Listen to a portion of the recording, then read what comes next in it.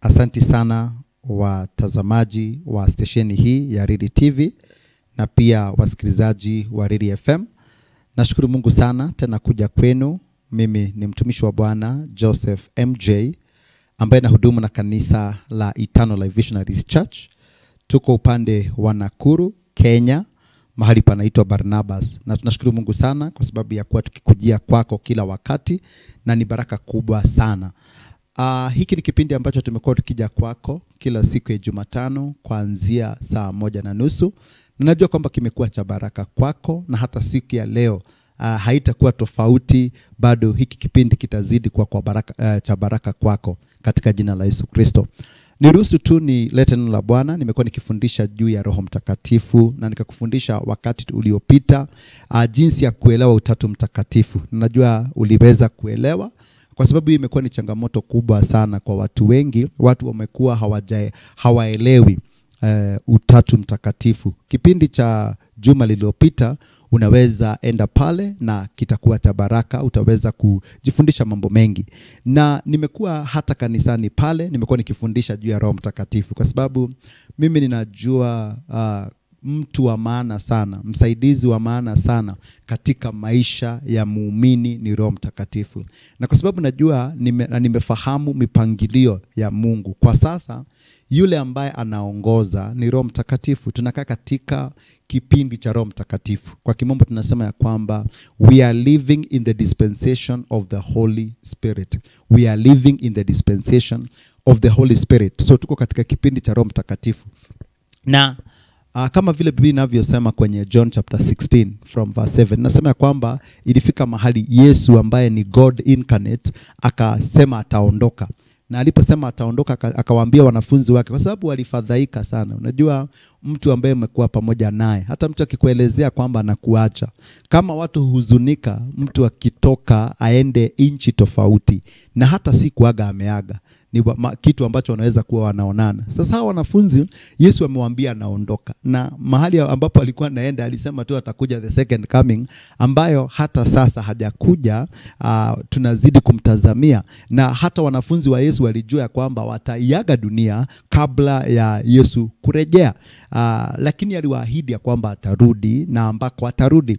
So sasa walihuzunika sana katika mioyo yao. Hawakujua sasa ameenda yule ambaye alikuwa ni their source of help, ambaye aliwatia moyo sana na ambaye alikuwa anaonekana ndiye kiongozi, amefika mahali ameenda.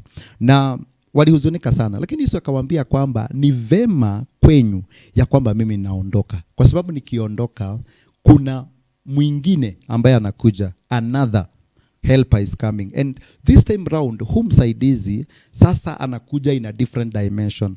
Anakuja akae ndani yenu, anakuja awatie nguvu, anakuja awape uweza wa hali ya juu. Na hiyo ndio ambayo nilikuwa nikifundisha.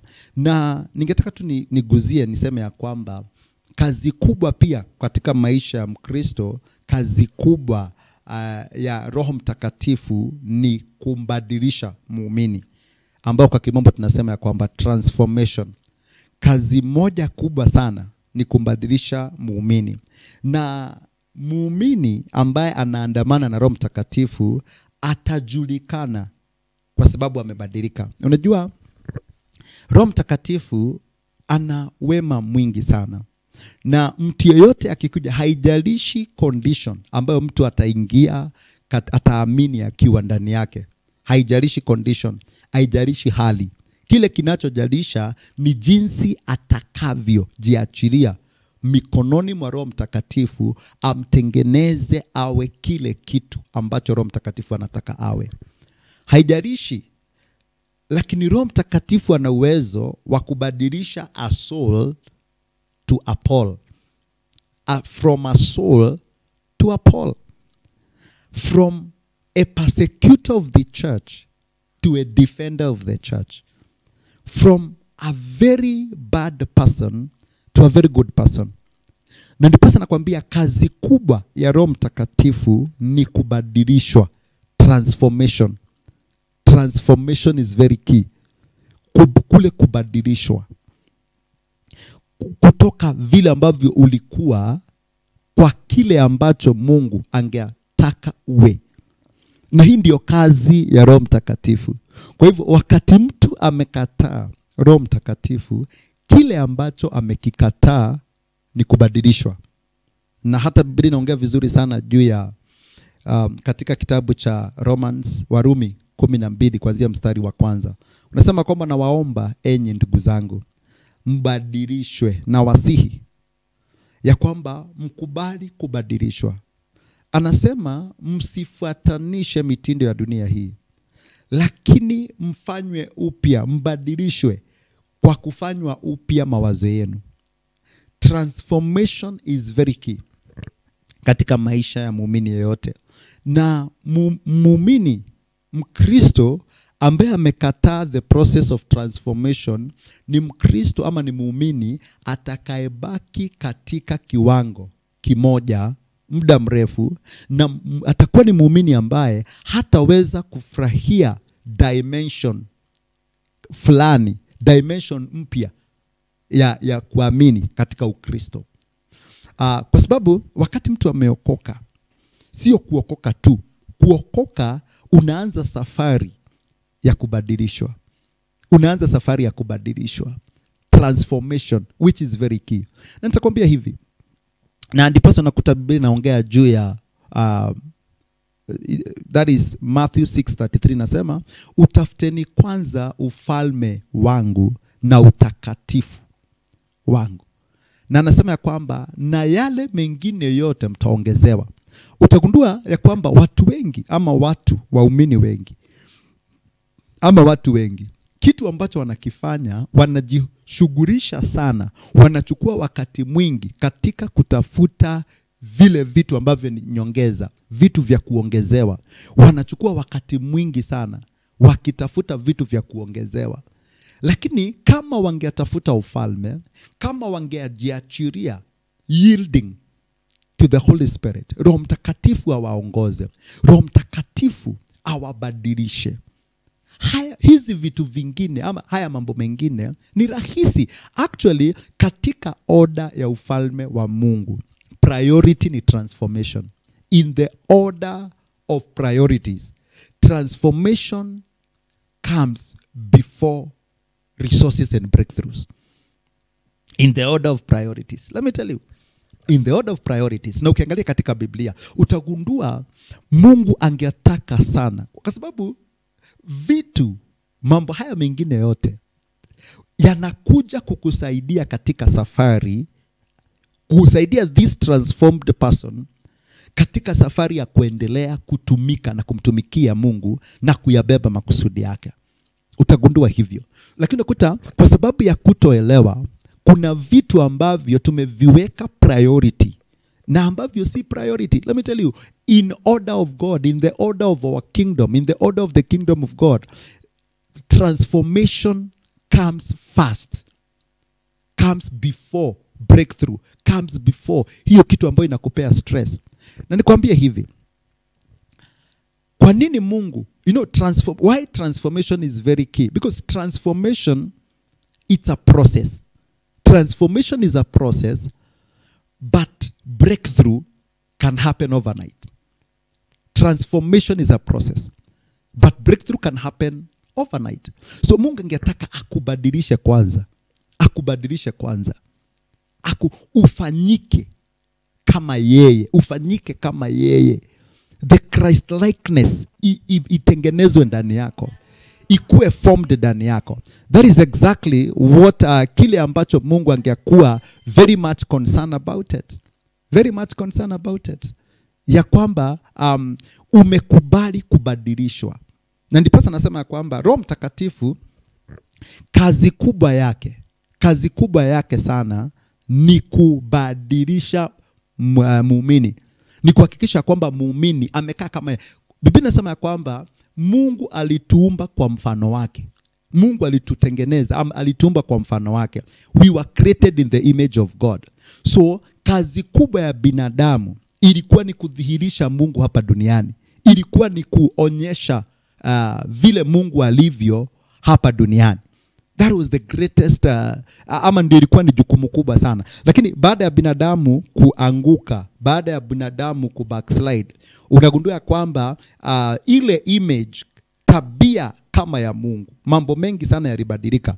Na Mungu angetaka hiyo tabia, na ndio kupitia Kristo Yesu anakuja, na sababu kubwa anakuja, anatufia, na ili process ya transformation ianze, ndio mtu arejeshwe katika original purpose na the original image ambaye alikuwa ndani yake. So Mungu anatamani sana wewe na mimi tukabadilishwe, transformation, tukabadilishwe, maisha yetu yakabadilike, tabia zetu zikabadilike, wokovu. Na hiyo ndio maana ya neema. Wakati neema inakuja katika maisha yetu, kazi ya Roho Mtakatifu ni atubadilishe. Si eti ya kwamba Sauli hatakikani aokoke, lakini shida kubwa ni Sauli kubaki bado akiwa Sauli. Sauli bado kubaki in the condition of a soul. That is the problem. It doesn't matter the condition you can be when you are confessing Christ as your personal Savior. It doesn't matter the condition. What matters is after that, have you accepted growth? Have you accepted growth? Umekubali kukua, umekubali kubadilishwa, umekubali kubadilishwa. Hiyo ndio changamoto ile kubwa sana na ambayo ipo. Watu wengi unakuta kwamba waliokoka, wanakiri ya kwamba waliokoka, lakini wamekataa the power of transformation. Wamekataa kubadilishwa. Unakuta huu ni muumini ambaye ndio ameamini, lakini ile hali yake ya kitambo ya maisha ndio bado anaendelea nayo.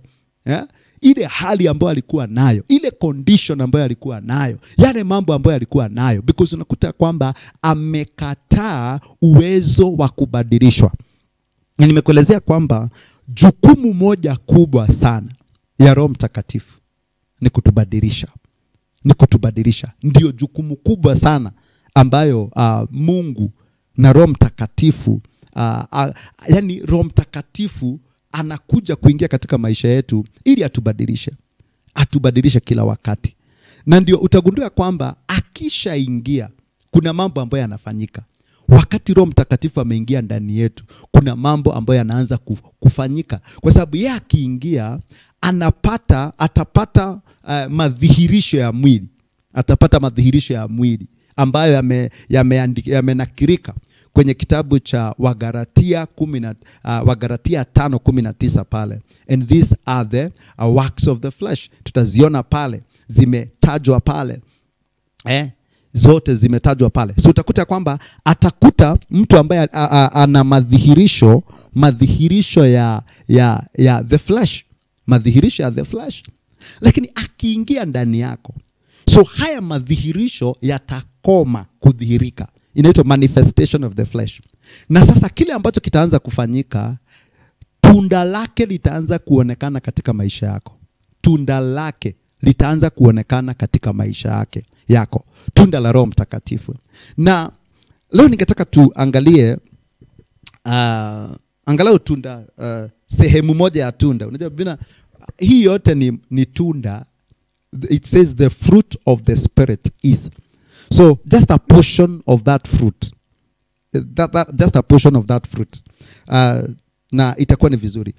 Because I want to insist so much ya kwamba kazi kubwa moja sana na kazi kubwa sana ambayo Roho Mtakatifu anaifanya ni kubadilisha muumini, to transform us.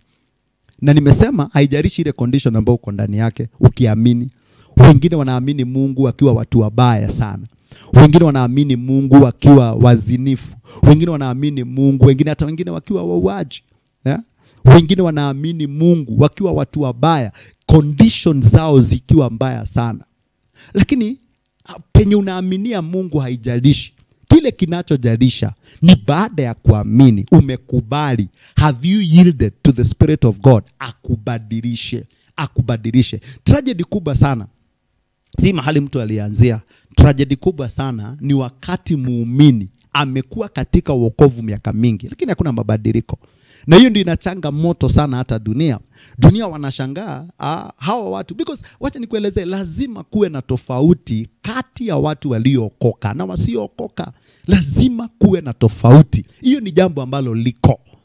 Ile tofauti ambayo ilikuwa katikati ya Gosheni na Egypt, ya kwamba maji yangebadilika kuwa damu Egypt mzima, na Gosheni iko katika Egypt, bado kuko sawa. Giza ingekuwa Egypt nzima, lakini Gosheni hata kama iko katika Egypt, mahali wana wa Israeli walikuwa, hakukuwa na giza. There was a distinction. Kulikuwa na tofauti. Na hii distinction ilikuwa madhihirisho. Lazima kuwe na tofauti kati ya watu walioamini na watu wasioamini. Tunakaa katika kizazi ambacho utofauti hauonekani kati ya watu walioamini na watu wasioamini. Unakuta tabia za aliyeamini na tabia za yule ambaye hajaamini zote zinakaa sawa. Lazima kuwe na tofauti jameni. Lazima kuwe na tofauti. Na hii tofauti italetwa na watu ambao wamekubali kuyield, wamekubali kujiachilia kwa Roho Mtakatifu awabadilishe wakuwe watu wengine. Wokovu unakufanya mtu mwingine. Acha nikuelezee. Wokovu unakufanya mtu mwingine. Yielding to the Spirit of God, it makes you. Na mahali popote Roho Mtakatifu aliingia, hata in the Old Testament, wakati nasemekana aliingia katika Sauli, Biblia inasema aliacha kuwa mtu wa kawaida, alikuwa mtu mwingine. It is because the Spirit of God is the Spirit of transformation. Roho wa Mungu ni roho wa kubadilisha. Lazima marafiki zangu, precious people of the Lord, ni vizuri kuelewa ya kwamba Roho Mtakatifu ana jukumu la kutubadilisha. Wewe ni mtu wa hasira, anataka akubadilishe. Zile hasira ambazo ulikuwa nazo ziondoke. Wewe ni mtu ambaye unajiingiza katika matope, unajiingiza katika dhambi. Roho Mtakatifu akija, ni mtakatifu, ataanza kufanya utakatifu aanze kudhihirika ndani yako. Ni Roho Mtakatifu, kwa hivyo lazima utakatifu udhihirike ndani yako. Aliyembeba Roho Mtakatifu. Hata Paulo anauliza, mambo mengine mnayafanya, je, hamjui ya kwamba nyinyi ni hekalu ya Roho Mtakatifu? You are the temples of the Holy Spirit. So ni vizuri kuelewa hivyo. So niruhusu tu nitaje tu, kwa sababu nitaka sana kukuelezea juu ya transformation, na kukwambia kwamba Mungu ako so much concerned na kubadilishwa kwako. Ubadilike. Na yeye, unajua uzuri wa Mungu, na hiyo ndio inasaidia na inamfanya kuwa Mungu. Binadamu atakuuliza ufanye jambo, lakini hatakupa uwezo wa kufanya lile jambo. Hiyo ndio tofauti. Binadamu atakwambia fanya jambo fulani pasipo kukupa uwezo wa kulifanya. Lakini tofauti na Mungu wetu. Mungu atakuambia fanya kitu, lakini yeye ndiye atakuwezesha kufanya. Ni kama watu ambao wanachimba barabara wakitumia katapila. Hao watu wanachimba hata mahali kuna mawe.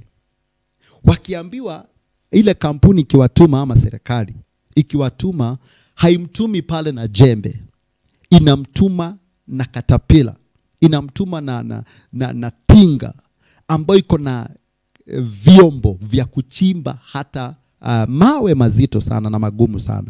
So akienda pale, yani huyu mtu dereva ameambiwa enda uchimbe yale mawe, na amepewa vifaa. Yeye kazi yake ni kufinya button, inagonga, kufinya tu button, inagonga yale mawe, inapasua yale mawe.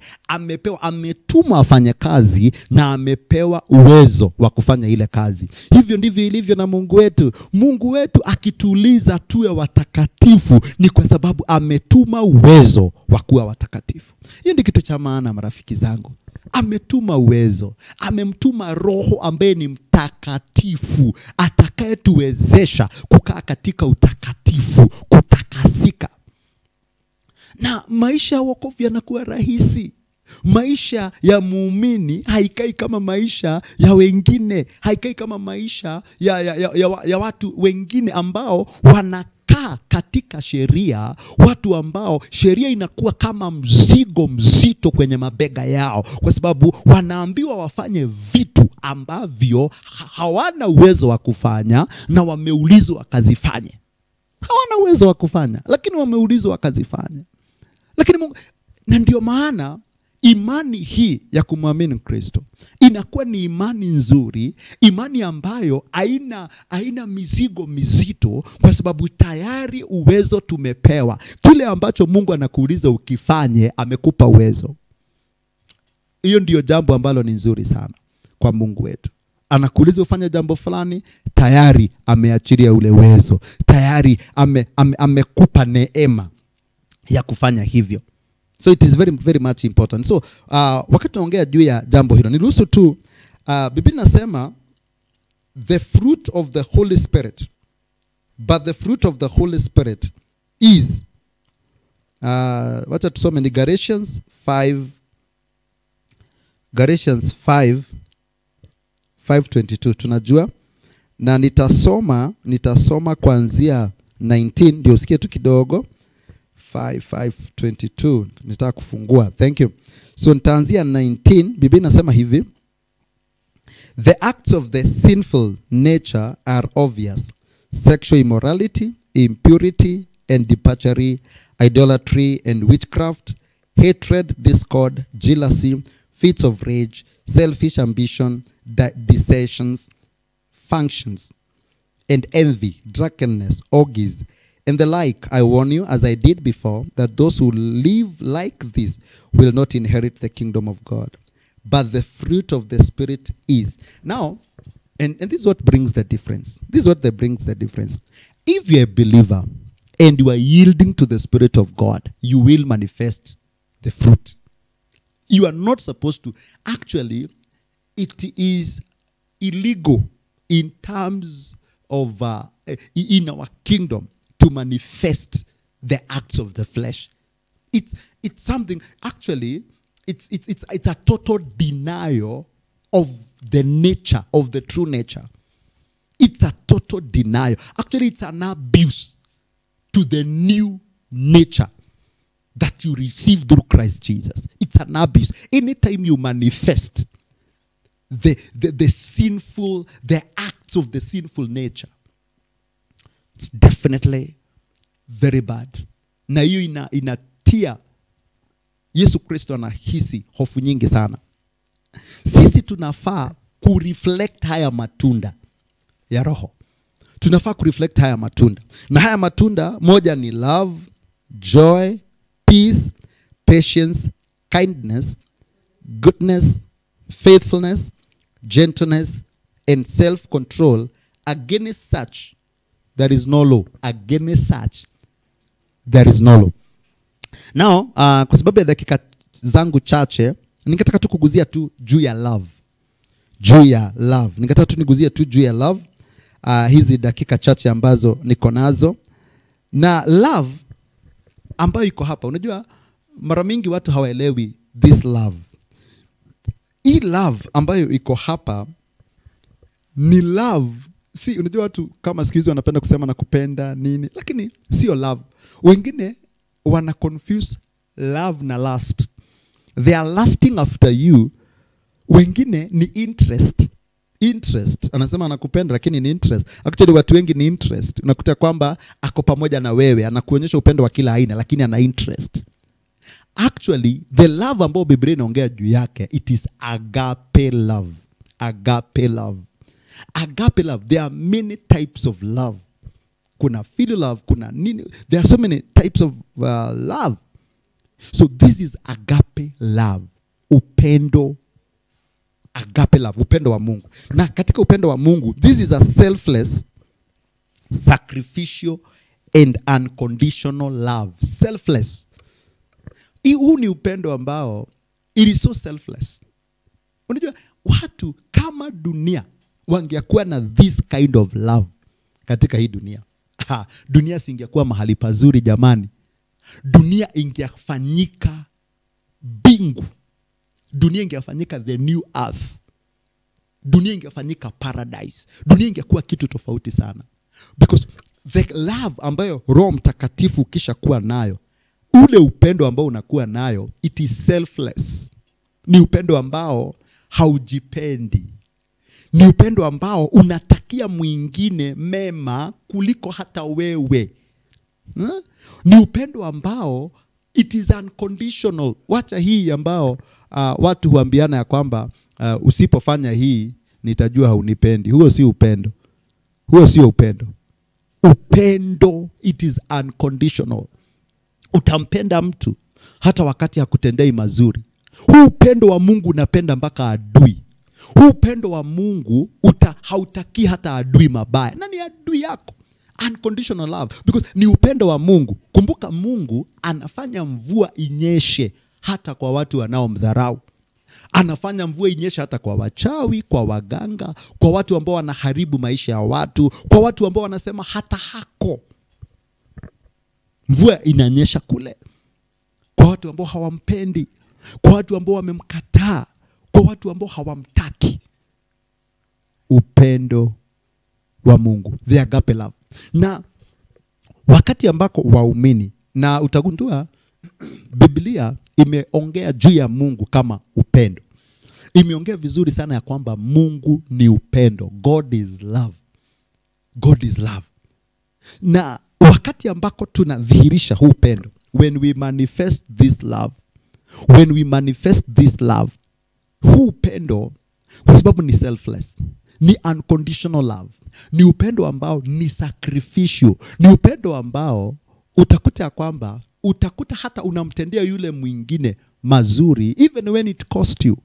Even when, actually, when you study the agape form of love, utagundua hata utaogopa kusema unapenda mtu. Utaogopa. Ukiangalia, watu wengi wana claim wana upendo, lakini kwa kweli hata hawajui maana ya upendo ni nini. Hata kuelewa. Kanisa lingeadhihirisha, kwa sababu Mungu kile ambacho amelinganishwa nacho moja kwa moja ni upendo. Zingine ni mifano. Actually ukiangalia utakuta Biblia inasema God is love. God is. Yani Mungu, yani love is God. This agape love is God.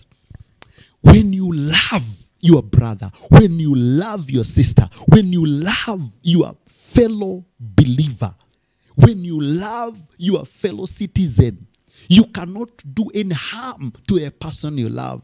You cannot feel good when that person is not faring on well. The agape kind of life.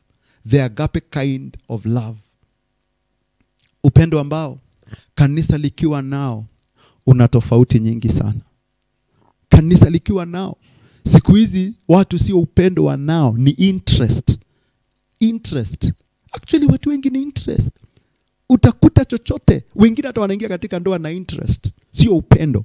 Lakini kama wangeingia na upendo wa kweli, hizo ndoa zitasimama. Kama wangeingia na upendo wa kweli. Lakini sasa ni interest. Kijana na msichana wanapendana, interest. Ziwe interest zingine za mwili, ziwe interest economical, ziwe interest personal interest. Interest ndio zimefanya watu wengi, because hawajui na hawajaweza kuelewa juu ya the true love, the agape love. Na Mungu najua atanisaidia kuendelea kuelezea juu ya huu pendo, ndio watu waendelee kuelewa, because what people call love is not love. What people call love, it's not love. What people call love, it's not love. And that's why people need first to understand what love is. When they understand what love is, then it becomes easier. Then this world will change. Kama dunia ingekuwa na upendo, hata kanisa lolote ambalo litaelewa the topic of love, litaelewa what love really means, it's the church that will be able to transform the whole world. Dunia nzima itabadilika. Love, watapeleka upendo nje. Love is contagious. Wataambukizana upendo kule. Wataonyeshana jinsi ya kupenda mtu yule mwingine. and it will be very, very much important. So that's just a portion ambao nimeiguzia, just a portion ambao nimeiguzia, portion of the fruit, because it's not the fruits of the Holy Spirit, it is a fruit, ni tunda ambalo, ni tunda hilo tu moja ambalo limebeba vitu vingi sana. Tunda moja ambalo limebeba vitu vingi sana. Naomba ya kwamba wewe na mimi tutakubali kuyield kwa Roho Mtakatifu atubadilishe. Unajua kwa nini mambo yamekuwa mzigo? Kwa sababu tunataka sisi wenyewe tujibadilishe na hatuwezi. Huo sio mpangilio wa imani ya Ukristo. Hiyo sio mpangilio wa imani yetu, ya imani wa ufalme wa Mungu. Kwa sababu Mungu ni Mungu, Mungu ndiye anabadilisha. Actually, sasa wewe kama unajibadilisha, basi utakuwa wewe ndio umejifanyia. Ndio Paulo hata anasema kwamba hakuna mtu anafaa kujivuna, kwa sababu hakuna mtu, chochote ulicho nacho ni Mungu alikupea. Ukiona wewe umeweza hata haukasiriki wakati umekasirishwa, sio wewe.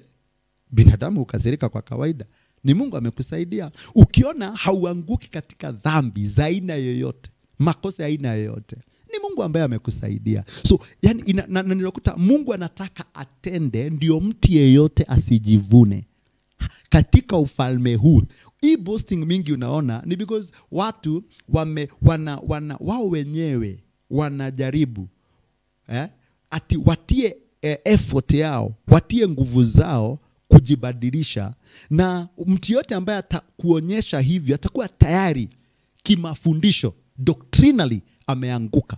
Mtu yote ambaye atakuonyesha kwamba ni wewe, it is you but not God. The right one should be you yielding to God for transformation. Yielding to God, yielding to the Holy Spirit ili aweze kukubadilisha. Najua kuna wakati wetu umeyoyoma na tuna dakika ambazo zime nakiriwa hapa katika runinga ya Riri TV na Riri FM. Najua kwamba nitazidi kukuelezea, na mafundisho haya na mengi yanapatikana kanisani. Mafundisho haya na mengi mazuri ya kukubadilisha ambayo itakufanya uwe mtu mwingine, yanapatikana katika kanisa la Eternal Life Visionaries Church ambalo liko Nakuru, Kenya. Najua kwamba tutembelee, tuko pale Pipeline, karibu na Jehovah Shammah Prayer Center. Hapo ndipo tuko. Ukifika tu pale njia ya kwenda na Luna, hapo tu Jehovah Shammah Prayer Center, najua kwamba utatupata. Tuko tu hapo opposite on your way to Luna, utatupata pale, na najua kwamba tutaweza kushirikiana na tutazidi hata kuomba kwa pamoja, na itakuwa ni baraka kubwa, na utaendelea kuaccess that power of transformation, kuyield hata mahali ulipo, yield to the power, to the Holy Spirit. Najua kwamba kutakuwa na mabadiliko. Baba, asante kwa sababu ya mtazamaji wangu na msikilizaji wangu. Asante kwa sababu ujumbe ambao umetunenea siku ya leo juu ya transformation na mabadiliko. Naomba ya kwamba utatusaidia, tutayield kwa Roho Mtakatifu ambaye ana uwezo wa kutubadilisha. Tutoke katika mtu wa kale, tuingie katika mtu mpya. Kwa sababu nasema wakati mtu amekukubali, akiingia ndani ya Yesu anafanyika kiumbe kipya. Sasa hiki kiumbe kianze kudhihirisha upya wa hicho kiumbe, upya wa hicho kiumbe, the new life, kuishi katika the new life, the principles of the new life, in the name of Jesus Christ. Baba, ni asante, pokea utukufu wote na heshima zote. Wewe ni Mungu na kando yako hakuna mwingine. Kwa jina la Yesu Kristo naomba na hata kuamini, na kanisa tuseme amen. God bless you, God bless you in Jesus name. Amen.